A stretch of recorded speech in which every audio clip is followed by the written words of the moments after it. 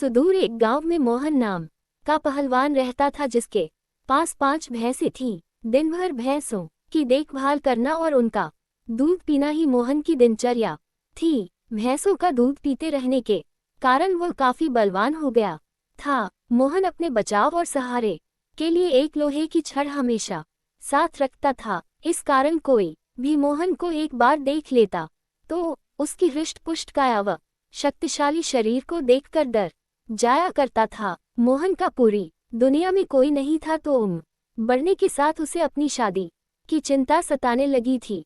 इसलिए वह अक्सर लोगों से पूछा करता था कि उसकी शादी कहाँ और किससे होगी। लोग उसे देखकर डर जाते व उसके सवाल का जवाब न दे पाते थे। इस पर मोहन उनके साथ मारपीट किया करता था, जिसके चलते लोगों ने उस रास्ते से ही गुजरना बंद कर दिया था। एक बार किसी दूसरे गांव का एक ब्राह्मण और एक हमाम किसी विवाह समारोह में शामिल होने जा रहे थे। रास्ते में उन्हें मोहन मिल गया। मोहन ने ब्राह्मण को देखा तो उसने दोनों को अपने पास बुलाते हुए कहा कि आप तो मुझे ज्ञानी नजर आते हो, बताएं मेरी शादी कब और कहाँ होगी। इस तरह पहलवान का सवाल सुनकर दोनों ठिठक गए। हमाम काफी चतुर था, उसने सोचा कि अगर हम इससे बहस करेंगे तो इसके बल के आगे हमारा कोई मुकाबला नहीं। हमाम को एक तरकीब सूझी और उसमें दूर एक ताड़ के पेड़ की ओर उंगली से इशारा करते हुए कहा कि आपकी शादी वहीं होगी। हमाम की बात सुनकर मोहन फूला नहीं समाया और प्रसन्न होकर उसने अपनी 5 भैंसें दोनों को दान में दे दी और ताड़ के पेड़ की दिशा में चल पड़ा। उस ताड़ के पेड़ के पास एक महिला अपने पति व एक बच्चे के साथ रहती थी। उसका पति बड़ा ही धूर्त व आलसी किस्म का शख्स था और उसे बात बात पर झूठ बोलने की आदत थी। इस वजह से वह महिला अपने पति से बेहद परेशान रहती थी। काफी दूर तक पैदल चलने के बाद जब मोहन ताड़ के पेड़ के पास पहुंचा तो वह औरत घर के बाहर निकली।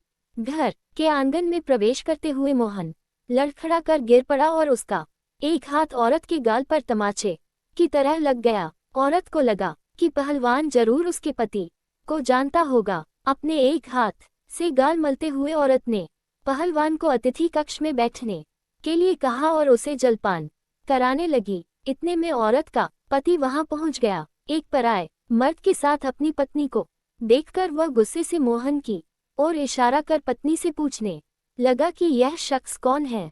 औरत ने डरते हुए कहा कि उसे लगा कि वह परिचित है, इसलिए उसने उसे भीतर आने दिया। अपनी पत्नी की बात सुनकर वह शख्स और भी क्रोधित हो गया और लड़ने के लिए मोहन की ओर झपका। शख्स को रोकने के लिए मोहन ने अपने लोहे की छड़ उसके सिर पर रख दी, जिससे वह आदमी वहीं मर गया। ये सब दृश्य देखकर उसकी पत्नी रोने लगी। माहौल को देखकर पहलवान वहां से जाने लगा तो उस औरत ने मोहन को रोक लिया और कहने लगी कि उसके पति के अलावा घर में कमाने वाला कोई नहीं था और उनकी मृत्यु के बाद अब तुम्हें हमारे साथ ही रहना होगा। उसके बाद मोहन उस औरत के साथ उसी घर में रहने लगा। मोहन को भैंसों का दूध पीने के अलावा कोई काम नहीं आता था। ऐसे में कुछ दिन बाद जब घर का राशन खत्म होने लगा तो महिला ने उससे कहा कि वह बाहर जाकर कुछ कमा कर लेकर आए या फिर राजा के पास जाकर खेती के लिए जमीन मांग ले ताकि वह खेती कर अपना भरण पोषण कर सके। महिला की बात सुनकर पहलवान अपने लोहे की छड़ उठाए राजमहल की ओर चल पड़ा। राजमहल के पास पहुंचने पर सभी द्वारपाल और सैनिक मोहन की काया देखकर डर से कांपने लगे और तुरंत राजा तक सूचना पहुंचाई कि कोई बलवान हाथ में लोहे की छड़ लिए महल की ओर बढ़ता चला आ रहा है। सूचना पाकर राजा ने तुरंत अपने मुंशी को बुलाया और उसे तत्काल पहलवान के पास जाकर आने का कारण पूछने को कहा। पहलवान मुंशी को खेती के लिए जमीन मांगने की अपनी विनती बताता है। संदेश लेकर राजा के पास पहुंचने पर राजा पहलवान को ढेर सारी जमीन देने का आदेश देता है। मुंशी बेहद चतुर होता है तो वह राजा द्वारा पहलवान को दी गई अधिकांश जमीन स्वयं के लिए रखकर मोहन को कब्रिस्तान के पास एक बंजर जमीन का छोटा सा टुकड़ा दे देता है, जिसे पाकर पहलवान खुशी खुशी वापस लौट जाता है।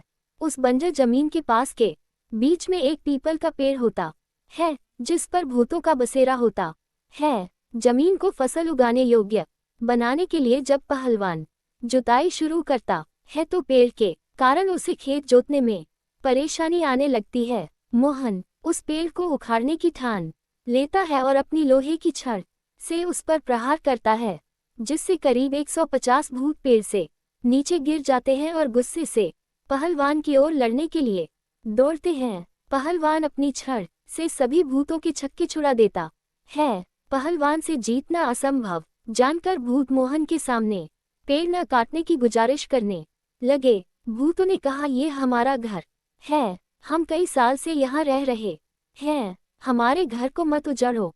भूतों ने इसके बदले खेतों में काम कर उपज मोहन के घर पहुँचाने का प्रस्ताव रखा। मोहन को भूतों पर दया आ जाती है और वो उनका प्रस्ताव स्वीकार कर घर चला जाता है।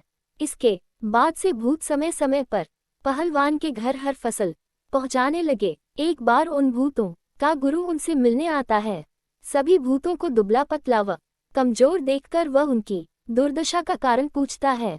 भूतों से पूरा वृतांत सुनकर गुरु पहलवान को सबक सिखाने की ठानता है और उसके घर की ओर चल पड़ता है। भूतों का गुरु एक बिल्ली का रूप धारण कर पहलवान पर हमला करने की योजना बनाता है। उन दिनों पहलवान के घर में रोज एक बिल्ली रसोई में घुसकर सारा दूध पी जाती थी, जिससे वह काफी परेशान था। उस दिन पहलवान भी उस बिल्ली को सबक सिखाने के लिए दरवाजे के पीछे छिपकर बिल्ली का इंतजार कर रहा होता है।